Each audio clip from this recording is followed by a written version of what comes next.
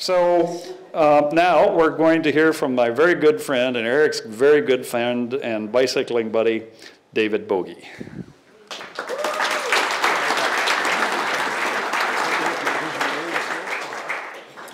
I have visual aids.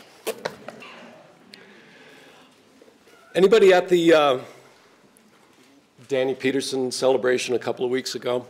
This is the official costume that the Laughing Dog Productions costume department gave me for things like this.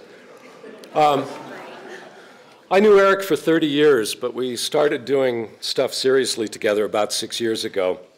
I don't know what the rest of you guys did with Erich, but Erich and I, we rode bikes. We logged more than about 4,000 miles together, and we rode recumbents because, well, you know, you can't just kind of look at it. What else would Erich ride? But it's speed and comfort. And people would ask Erich, what's that thing weigh? And he'd say, enough to win. Including the air in the tires and the sneeze-through veniports, 1,400 newtons. You wanted me on it, right? Okay. What was more important to Erich was that hardly anybody else rode these bikes. So he'd roll into a small town looking like a refugee from a Shriners parade. Little kids would be all over him, which of course was right where Erich wanted to be. We rode all over the Treasure Valley. We rode our bikes to Portland, Oregon. We toured with an outfit called Cycle Oregon, which took us all over central and eastern Oregon. We rode the Grand Ronde and the Rogue River valleys. We went to Crater Lake, and in February one year we escaped from winter and we took a road trip down south to right around Death Valley. If Erich's GPS can be trusted, anybody else here turn right when the, no. We climbed high enough, over enough mountains to insert us both into geosynchronous orbits. We'd slog up those big hills just for the white-knuckle ride of coming down the other side. We could hit 30, 40, 50 miles an hour without much trouble, but that kind of speed is an excellent rush when you're this high off the ground, but get a little introspective when the numbers on your speedometer start approaching your age. This picture, you gotta look closely. Don't look too close. One day on Cycle Oregon, Erich took off with the shower trucks, and he forgot his clothes. He walked all the way back wearing only this tie-dyed shirt.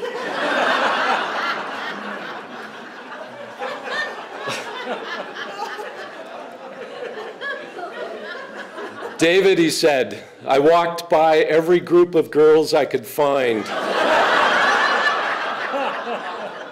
praying for a breeze.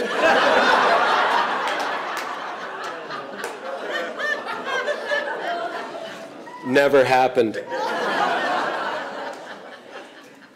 Our last tour together was across the southeastern part of the state with Ride Idaho. Doug Cole made that trip too. Doug uncharacteristically let his guard down and asked Erich how to stop a potential saddle sore from getting worse. Mr. Manley afforded him the benefit of his many years of experience in the prevention of masculine chafing. The next morning, we were sitting with 10 or 15 other riders with breakfast, and Erich brought his plate over to join us.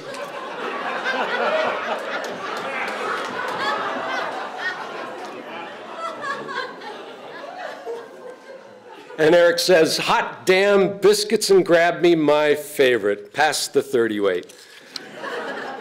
Then he elevated his volume several decibels and says, so Doug, how's your crotch?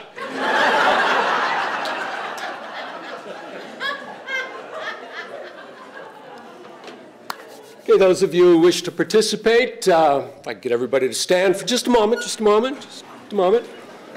Audience participation here now. Okay, think hard, think hard.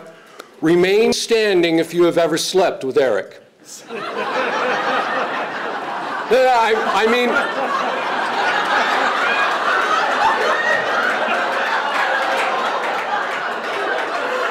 John's ship is still standing. no, wait a minute. No, I mean in the same.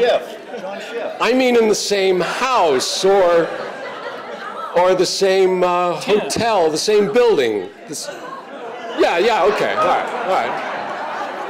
Okay, all right.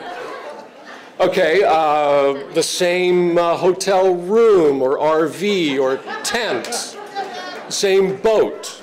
Okay, couple, all right, okay. Same bed? Never mind, okay, all right, never mind. No. Sit down. On Wednesday, September 15th, 2004, Cycle Oregon was camped at Lost Creek. We awoke to 28 degrees, rain and spitting snow. Cycle Oregon prints a little newsletter every day. And over breakfast on that chilly morning, 2,300 riders, staff, and volunteers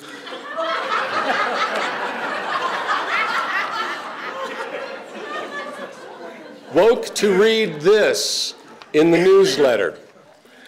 Dear David, doing Cycle Oregon with you this year is a dream come true. I love what you've done with the tent. Thank you for zipping up our sleeping bag when you get up to potty.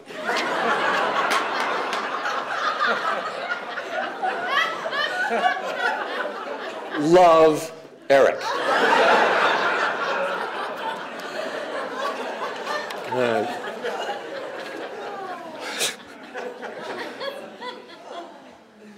Two weeks ago, I was on the last day of a tour with Cycle Oregon. I was about 30 miles from Elgin. And I fired up my phone for the first time in several days. And almost instantly, I got a call from Dave Cuyo. Eric has died. I saddled up and I rode off across the desert and the ranch lands, and I kept expecting to lose it at any moment, but it never happened. I just kept smiling. Every once in a while, I'd bust out laughing. Because our bicycle excursions were like, it was nonstop giggle fest. We delighted in these delicious little surprises that we'd give each other. And with the eye of an artist, Eric saw stuff from his bike that I didn't see.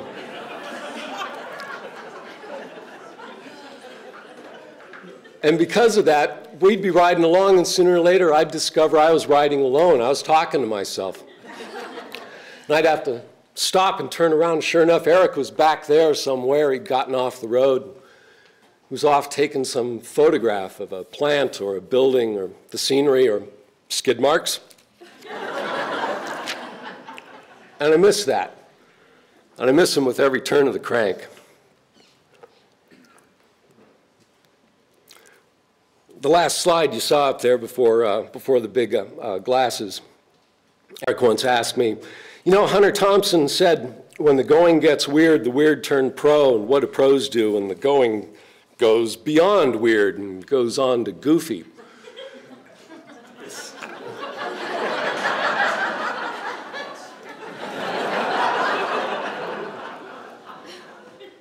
Well, you know, what would Eric do? Well, he'd tell you to take your television's advice, let the air out of your shoes, make friends wherever you go, and never be afraid to let your fool flag fly.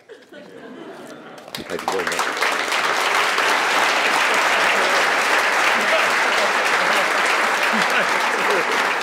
All right. Splendid.